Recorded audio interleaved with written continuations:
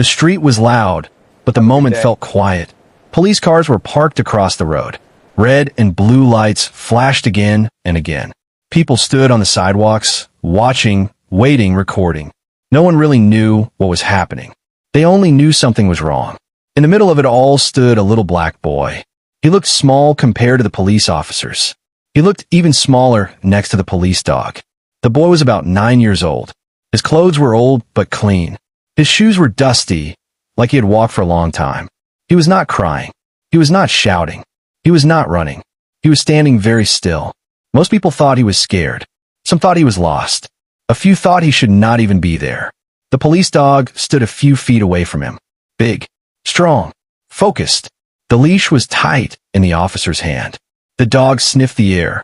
Once, twice, then it stopped moving. The officer looked down at the dog. "That's strange," he said quietly. The boy's eyes were fixed on the ground. Not on the dog. Not on the police. On the ground. People whispered, "Why is that kid just standing there? Is he okay? Someone should move him away." The officer took a step forward. "Hey kid," he said, "you could go stand over there." The boy did not move. His hand was shaking slightly, but his face stayed calm. Then something happened. Slowly, very slowly, the boy raised one hand. Not high, not fast, just enough to be seen. It was not a wave. It was not a point. It was a small movement, a quiet signal. The police dog reacted instantly. Its ears stood up. Its body went stiff. The dog pulled forward hard. The officer tightened the leash. "Easy," he said. The crowd noticed. Phones lifted higher. Talking stopped. The dog started sniffing the ground near the boy's feet. Then it growled low. The boy did not move. The officer's face changed. This was not normal. "Step back, kid," the officer said again, louder this time. The boy took one step back. Only one. The dog moved forward, right to the spot where the boy had been standing. The dog sniffed fast now, then started scratching the ground. People gasped. "What is it finding? Is that real? Why there?" The officer knelt down. He looked at the dirt. Nothing looked strange. Just ground. Just a normal street. But the dog kept digging. The boy swallowed hard. Someone in the crowd laughed nervously. "It's probably nothing," they said. Another person said, "He's just a kid. He doesn't know anything." The officer stood up. He looked at the boy carefully now. "Why did you signal the dog?" he asked. The boy opened his mouth, then closed it. No answer. The dog barked. Loud. Sharp. The officer looked back at the ground, then at the dog, then at the boy again. This was no accident. The boy's silence felt heavy, like he was holding something inside. Something big. The officer took a breath. He picked up a shovel from the back of the car. People leaned forward. The boy's hands clenched into fists. The shovel hit the ground. Once. Twice. Then, a sound. Not dirt. Not stone. A hard metal sound. The officer froze. The crowd went completely silent. The boy closed his eyes. Because he knew this was only the beginning. The metal sound stayed in the air. No one spoke. No one moved. The police officer slowly lifted the shovel back. He looked down at the hole. Then he looked at the little black boy. The boy was not smiling. He was not proud. He looked scared now. The officer stood up straight. "Step back," he said to the crowd. Two other officers moved closer. The police dog stayed near the hole, breathing hard. People began to whisper again. What did they hit? Is this real? This can't be serious. The officer turned to the boy. How did you know? He asked. The boy shook his head. I didn't touch it, someone in the crowd shouted. He's lying, another voice said. The boy's eyes dropped to the ground. He was used to that word. Lying. The officer crouched down, so his face was level with the boy's. Listen, he said calmly. No one is in trouble right now. Just tell me why you did that. The boy's lips moved slightly. No sound came out. A woman pushed forward from the crowd. That kid is wasting your time, she said. He probably saw the dog and copied something from TV. A man laughed. Yeah, these kids always want attention. The boy flinched at the sound. The officer stood up again. For a moment, it looked like he might believe them. He glanced at the hole, then at the crowd, then at his watch. The dog suddenly barked again. Loud, angry. It pulled toward the hole so hard the leash shook. The officer grabbed it tight. Okay, he said. That's enough. The crowd quieted. This dog doesn't act like that for nothing, the officer said firmly. Still, doubt filled the air. One officer whispered to another, "It could be old trash. Scrap metal." The boy heard that. His chest tightened. If they stopped now, everything would stay buried. The officer pointed to the boy. "Where did you learn that signal?" The boy finally spoke. His voice was low, almost broken. "My uncle," he said. People reacted fast. "Oh really?" someone mocked. "Where is he now?" another asked. The boy swallowed. "He's gone." The officer paused. "Gone where?" The boy did not answer. Silence returned. Thick, heavy. The officer made a decision. "Clear the area," he ordered. Police tape went up. People complained. Phones zoomed in closer. The boy stepped back again, slowly. He felt small, smaller than before. Two officers began digging again. Shovel after shovel. The sound came back. Metal. Clearer this time. One officer knelt and brushed dirt away with his hands. Then he stopped. "Sir," he said quietly. The officer leaned in. What they saw made his face change. "This isn't junk," he said. The crowd pushed forward. Officers held him back. The boy's breathing became fast. He turned his head away. He had seen it before. Not clearly, but enough. Someone shouted, "What is it?" The officer looked up. "Everyone stay calm." He reached into the dirt and pulled something out. A small black object, wrapped tight. The crowd went silent again. A woman covered her mouth. The boy's knees felt weak. The officer looked at him one more time. This time, not with doubt, with concern. "You said your uncle taught you that signal," he said gently. The boy nodded. "Why today?" the officer asked. The boy's voice shook. "Because I was scared no one would believe me." The dog sat down beside the boy. "Quiet now." The officer stood up straight. "Open it," he said. Everyone held their breath. Because whatever was inside that black wrap was about to change everything. The officer held the black-wrapped object in his hands. It was heavier than it looked. No one spoke. Even the street felt frozen. The police dog stood close, watching. Its tail was still. Its eyes never left the object. The officer placed the bundle gently on the hood of the police car. Another officer stepped closer. "Careful," someone whispered. The crowd leaned forward, phones shaking. A few people turned away. They did not want to see what was coming. The little black boy stood a few steps back. His arms were wrapped around himself. His breathing was fast. The officer looked at him again. "Kid," he said softly, "you don't have to watch." The boy shook his head. He had already watched once. The officer slowly opened the wrap. A sharp silence fell. Inside was not money, not drugs. It was a shoe. A small, worn shoe. The kind a child wears. The crowd reacted all at once. Gasps.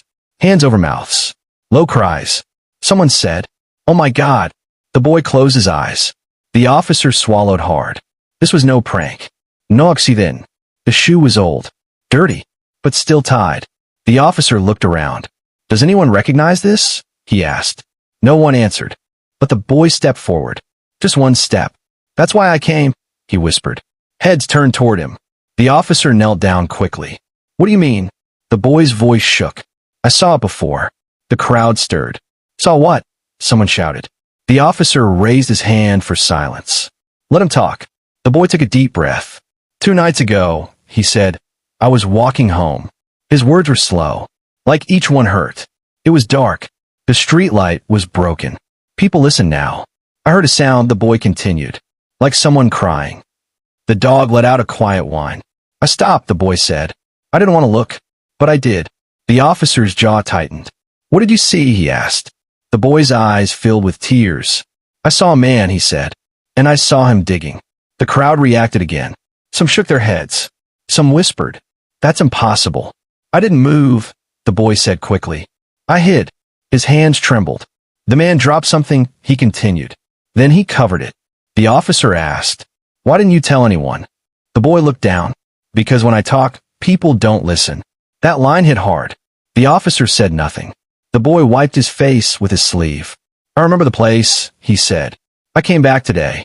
The crowd felt different now. Quiet. Ashamed. One officer spoke into his radio. Possible connection to a missing person. The officer looked at the hole again. "Dig," he said. The shovels moved faster. The dog stood and barked again. Suddenly, another officer froze. "There's more," he said. The crowd gasped. More dirt was cleared. Another object appeared. Then another. Not just one shoe. A backpack. Small.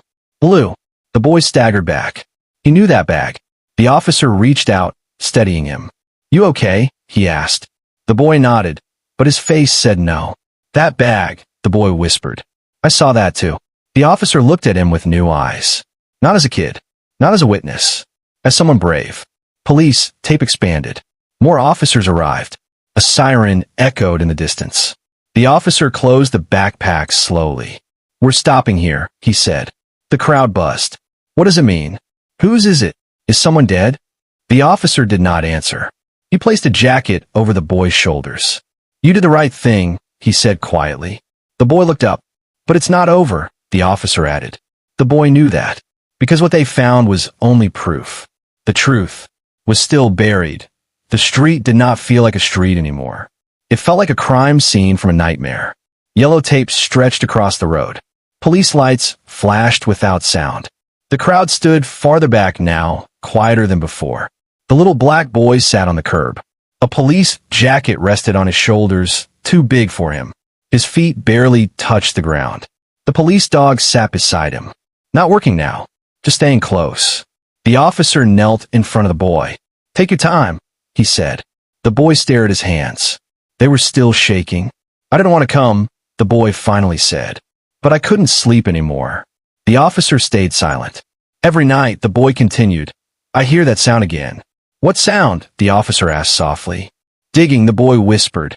"And crying." The crowd could not hear this part, but the silence around them felt heavier than noise. The officer asked, "Whose shoe was it?" The boy swallowed.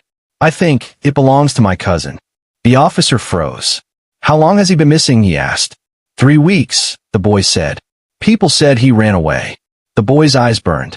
"But he wouldn't," the boy added quickly. "He was scared of the dark." The officer nodded slowly. That night, the boy said, "I was walking home from the store." His voice stayed calm, but his eyes told the truth. "I took the long way," he continued. "I heard arguing." The officer leaned closer. "I saw a truck," the boy said. "It didn't have plates." The officer's jaw tightened. "There was a man," the boy said. "He was angry." The boy paused. "I didn't see my cousin's face," he said, "but I saw his backpack. The blue backpack." The officer closed his eyes for a moment. "Why didn't you tell an adult?" the officer asked. The boy laughed softly. Not happy. Not funny. "Because last time I tried," he said, "they told me to stop making stories." That line hurt more than any shout. The officer felt it. The dog pressed closer to the boy. "I watched from behind a fence," the boy continued. "I didn't breathe." The officer asked, "What happened next?" "The man started digging," the boy said. He kept looking around. The boy's hands clenched. "I wanted to scream," he said, "but I didn't." The officer nodded. After he left, the boy said, "I ran home." He looked up. "I counted the steps," he added, "from the broken light to the tree." The officer looked surprised. "You remembered all that?" he asked. The boy nodded. "I practiced in my head," he said. "Every day." The officer stood up. He walked a few steps away and spoke quietly into his radio.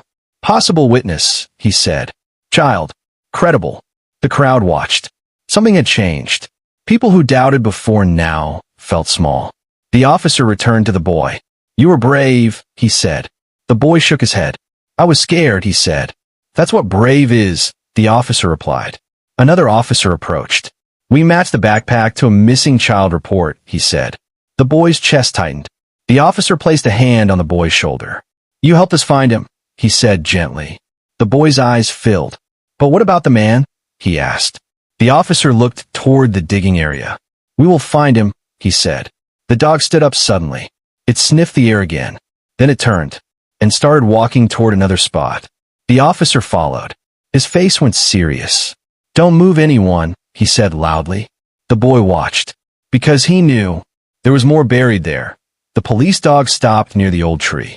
The same tree the boy had counted steps from. Its nose pressed close to the ground. It sniffed once, then again. Then it sat down. Every officer understood that signal. The street fell into a deep silence. The police chief arrived minutes later. His car pulled up slowly. No sirens. No ruse. He stepped out and looked around. "What do we have?" he asked. The officer pointed to the spot near the tree. And the child, he added. The chief walked toward the boy. The crowd watched closely. The boy stood up without being told. His knees felt weak, but he stood anyway. The chief knelt in front of him.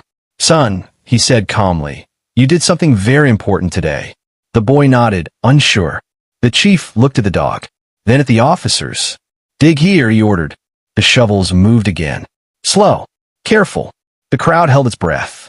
This time, it did not take long. The shovel hit something soft. Too soft. One officer stopped immediately. Sir, he said quietly. The chief stepped forward. What they uncovered made the air feel heavy. A piece of fabric. A sleeve. The boy turned his head away. Some people in the crowd cried openly now. No one laughed anymore. No one whispered jokes. The truth was louder than words. The chief closed his eyes. Secure the area, he said. Police tape stretched farther. More officers arrived. News vans pulled in. Cameras pointed toward the boy. But one officer stepped in front of him. No filming the child, he said firmly. The boy sat back down on the curb. The dog stayed beside him. Someone in the crowd spoke quietly. I called him a liar earlier. Another voice said, I thought he wanted attention. Shame moved through the crowd like a wave. The boy heard none of it. He was thinking about his cousin, about the blue backpack, about the broken streetlight. The officer returned. We confirmed it, he said gently. It's him. The boy's chest felt tight. Tears came, silent and heavy. The officer did not rush him. He sat down too. You didn't fail him, the officer said. You brought him home. The boy wiped his face. But he's not coming back, he whispered. No, the officer said.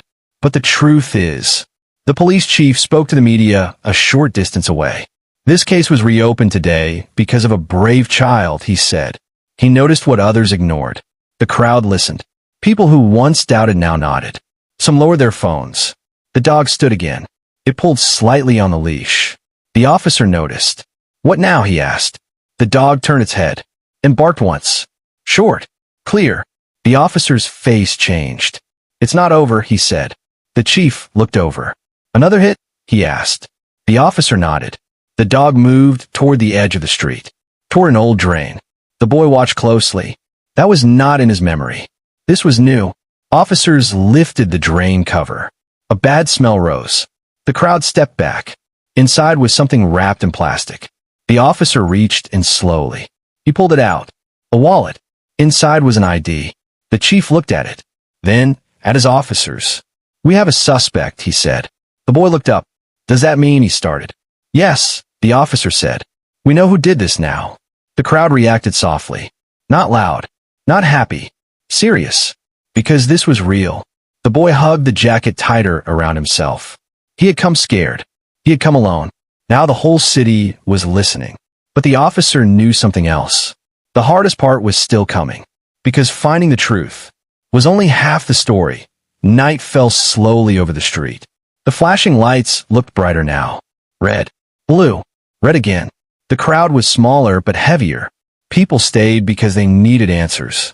The little black boy sat quietly in the back of a police car. The door was open. He was not locked in. An officer sat beside him, not facing him. Just there. You hungry? The officer asked. The boy nodded. A sandwich was placed in his hands. He did not eat it yet. His eyes stayed on the street, on the tree, on the hole, on the place everything changed. Across the road, officers worked fast now. Not loud, not rushed, focused. The wallet from the drain had a name, an address, a face. The police chief looked at the photo. He lives 3 blocks from here, he said. A quiet anger moved through the officers. This wasn't random, one said. No, the chief replied. It was close. Too close. The boy heard none of this, but he felt it. The officer beside him spoke again. You did the right thing, he said. The boy finally took a bite of the sandwich. Across the street, a police car pulled away fast. Lights on. Sirens low. They were going to the address. Minutes felt like hours. The boy's hand shook again. What if he runs? The boy asked suddenly. The officer looked at him. He won't, he said. We're already there. The boy looked up surprised. The officer gave a small nod. We move fast when kids are brave, he said. The boy swallowed. Another officer approached the car. They got him, she said.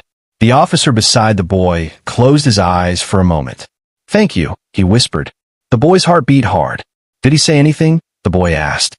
The officer paused. "He asked how he found him," she said. "And then he went quiet." The boy nodded slowly. That silence felt familiar. Across the street, the chief spoke again to the media. "The suspect is in custody," he said. This was preventable. People listened closely now. No one listened to the signs. The chief continued. "But one child did." The camera turned toward the boy. But again, an officer stepped in front. "Not him," he said firmly. The chief agreed. "Protect the child," he said. The boy stepped out of the car slowly. The dog walked beside him again. Together. The officer guided him toward the tree. "Only if you want," he said. The boy nodded. He stood there for a moment. Then he spoke. "I counted the steps again," he said softly. The officer listened. "They're still the same," the boy added. The officer smiled sadly. "Some things don't change," he said. "But some things do." An ambulance arrived quietly. Not for the boy. For what was found. The crowd stood back. Respectful now. Silent. One woman wiped her eyes. Another man removed his hat. The boy felt something shift inside him. Pain was still there. Fear too. But something else was there now. Relief. The officer knelt beside him. "Tomorrow," he said, "people will talk about this." The boy looked up. "They will say your name," the officer continued. "They will say you helped." The boy shook his head. "I just wanted them to stop digging alone," he said. The officer nodded. "That's enough," he said. The police dog sat. The boy reached out and touched its head. "Thank you," he whispered. The dog stayed still. The chief approached. He stood tall. "Son," he said, "because of you, we have the truth." The boy looked at the ground. "And because of you," the chief continued, "someone else won't be next." The boy took a deep breath. For the first time that day, he felt lighter. But far away, in a small room with cold walls, a man sat silent. And that silence was about to break. Morning came slowly. The street looked normal again. No lights. No tape. No crowd. But nothing felt the same. The little black boy stood at his bedroom window. School backpack on the floor. Shoes untouched. He had not slept much. Every time he closed his eyes, he saw the tree, the digging, the shoe. A soft knock came at the door. His aunt stepped in. Her eyes were tired, but calm. "They are here," she said gently. Outside, a police car waited. Not flashing. Not loud. The same officer from the night before stepped out. The police dog sat beside him. The boy hesitated. "You don't have to come," the officer said. "But we wanted you to know." The boy nodded and stepped forward. They drove quietly. No sirens. They stopped at a small building. Inside, the air felt heavy but clean. The officer knelt down. "We found the truth," he said. "All of it." The boy's chest tightened. "The man confessed," the officer continued. "He thought no one saw him." The boy looked down. "But someone did," the officer added. "And that someone was brave." The boy shook his head. "I was just scared," he said. The officer smiled softly. "Fear didn't stop you," he replied. They walked down a hallway. The officer stopped. "This part is up to you," he said. "You can listen, or you can wait outside." The boy thought for a moment. Then he said, "I want to hear." The officer nodded. Inside the room, voices were low. The man sat with his head down. He did not look big. He did not look strong. He looked small. The man spoke slowly. He talked about anger, about bad choices, about thinking no one would notice. The boy listened. He felt something strange. Not anger, not hate, just understanding. The officer watched him carefully. After a moment, the boy spoke. "Did you think no one cared?" he asked. The man looked up for the first time. He did not answer. The boy nodded.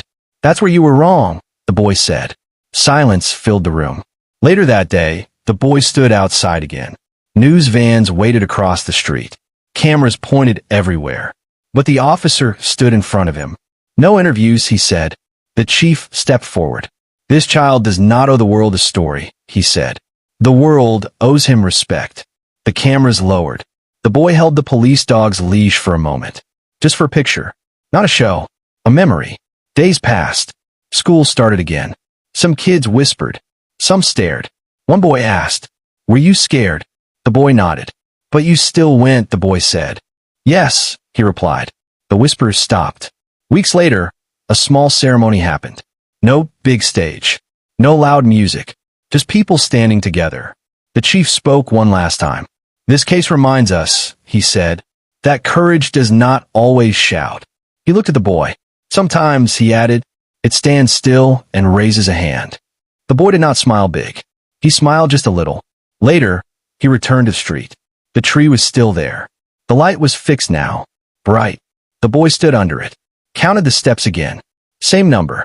But the weight was gone. The police dog barked once. Happy. The officer nodded at the boy. You ready to go home? He asked. The boy nodded. As they walked away, the boy looked back one last time. He had come as a silent witness. He left as proof. Proof that even the smallest voice can change everything.